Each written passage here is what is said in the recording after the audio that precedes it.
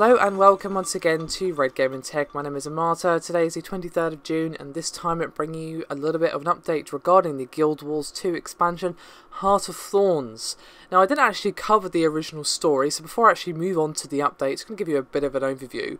Basically, the pricing scheme for Heart of Thorns expansion, which of course was made available for pre-purchase on the PC Gaming Show night, didn't exactly go down well with people.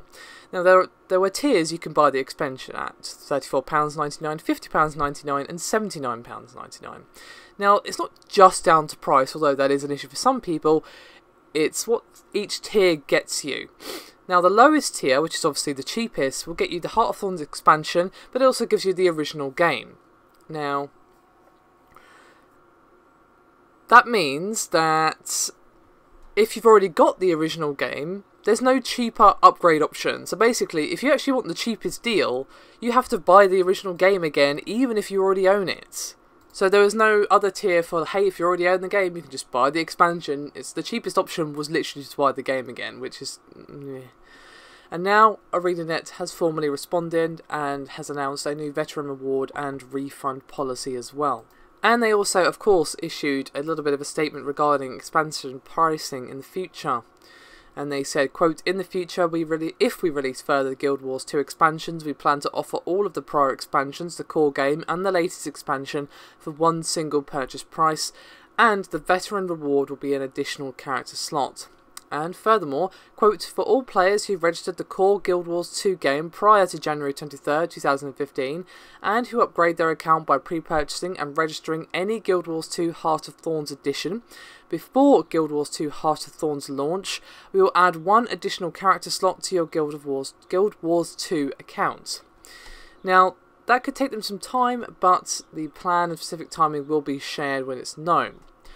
Moving on from that to the policy, that's for the refund policy of course, is for people who obviously felt misled by an official FAQ which was saying that you would need the initial Guild Wars 2 game in order to play the expansion.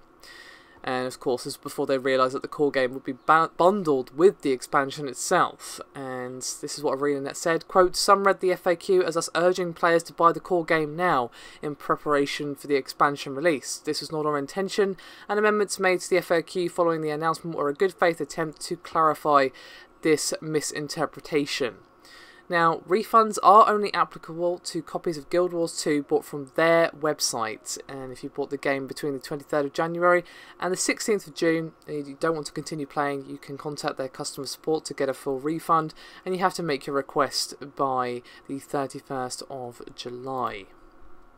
Now, ArenaNet did originally say, before they actually responded, that, well, adding the game to the cheapest tier of their expansion didn't increase the price, so it was kind of added for free to have one box on the shelves. So it's not just a case of like, hey, we're charging more and we're not going to give you an option to not be charged more. It was kind of that, and also the fact that, well, people felt like, you know, they've been playing the game for 3 years and they're kind of not really getting anything for it. The 3 tiers are ridiculous. Paying £80 for a game is ridiculous. Yes, you get a lot of stuff. You got 4,000 gems, the in-game real money currency, which is worth £42 when you buy them normally. So I guess if you're planning on buying a lot of gems, it kind of works out. But still, people felt a little shortchanged. And obviously the price tag of the expansion was probably a little bit of a sticking point for a lot of people as well. But regardless of all that, they have responded, they have given veteran players more of a reward, which is always nice. And of course, if you don't want to play anymore, you are eligible for a refund if, of course, you fall into the conditions that I've obviously already listed. Anyway, that's me done for this video. Thank you very much for watching, and I'll see you next time.